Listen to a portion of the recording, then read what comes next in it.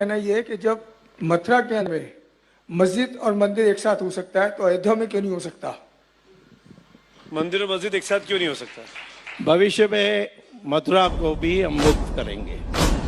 आरंभ है प्रचंड बोल मस्तकों के झुंड, आज जंग की घड़ी की तुम।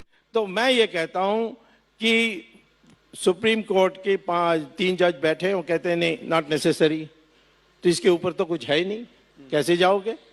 तो वो कहते हैं कॉन्स्टिट्यूशनल बेंच की जरूरत नहीं है। और जो ये पांच बेंच की जो जजमेंट है वो कहती है कि अनिवार्य हिस्सा नहीं है, मस्जिद कहीं भी बन सकती है, तोड़ा भी जा सकता है, शिफ्ट भी किया जा सकता है, जैसे सऊदी अरेबिया में करते हैं, कतार में करते हैं, पाकिस्तान में करते हैं।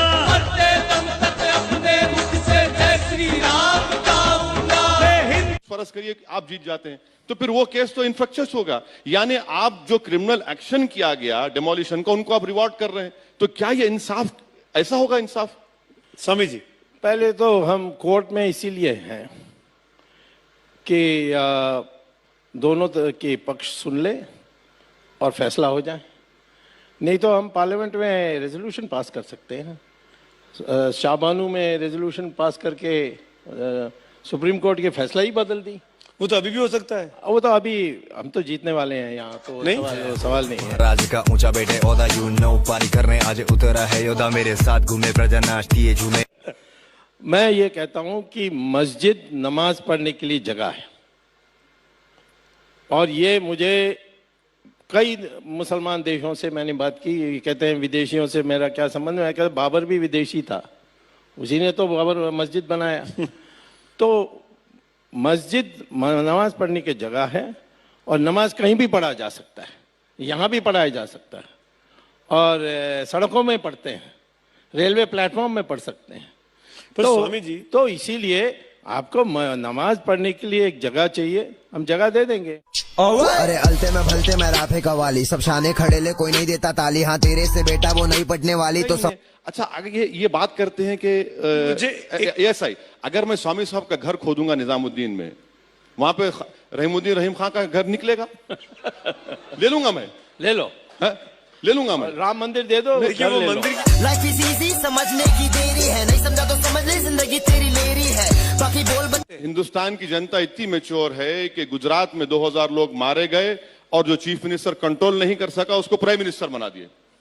इतनी मैच्योर है हिंदुस्तान की जनता।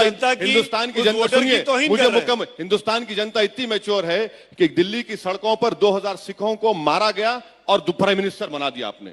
ये मैच्योरिटी है। मैं आप उसमें मत जाइए, बड़ी सब्जेक्टिव चीज है वो। नहीं, नादिर शाह ने इस देश में दिल्ली में कत्लेआम किया था, हम ये नहीं कहते कि वो वैसी उसका वारिस है।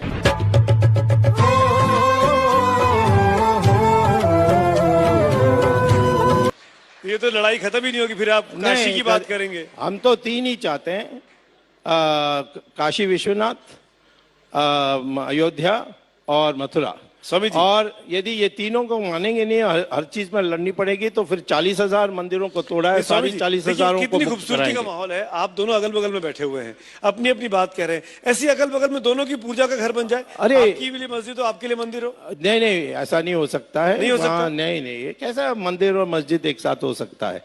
वहां तो राम जन्मभूमि बनी, मस्जिद तो कहीं भी बन सकती है, और कोई जगह चुन लो, वहां मस्जिद बना के दे देंगे। मैं आपको एक बात कहना चाह रहा हूं इस पे कि 1993 में नरसिम्हा राव गवर्नमेंट ने एक लॉ बनाया कि 15 अगस्त 1947 को जितने रिलीजियस स्ट्रक्चर्स हैं उनको चेंज नहीं किया जा सकता। ये पार्लियामेंट में कानून बन चुका है, फिर भी स्वामी साहब जो है एमनीजिया का शिकार हो रहे हैं। उसको हम रद्द कर सकते हैं, हमारी जैसे मेजोरिटी बन जाए। मेजोरिटी है।